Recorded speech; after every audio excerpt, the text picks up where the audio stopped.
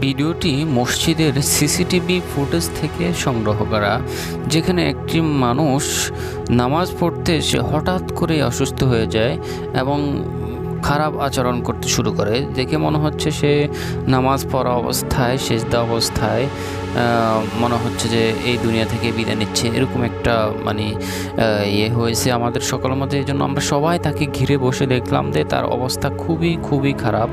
আপনারা সকলে তার জন্য দোয়া করবেন যাতে করে সে সুস্থ হয়ে যায় এবং অতি দ্রুত তার পরিবারের মাঝে ফিরে আসে, সেই দোয়াটাই কামনা করবেন।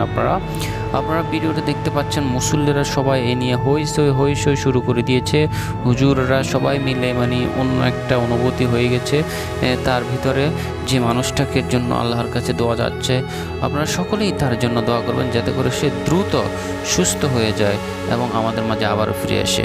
ভিডিওটি ভালো লাগলে একটা লাইক করে দিন এবং আমাদের চ্যানেলটি অবশ্যই সাবস্ক্রাইব করে দিবেন। আসসালামু আলাইকুম ওয়া রাহমাতুল্লাহ।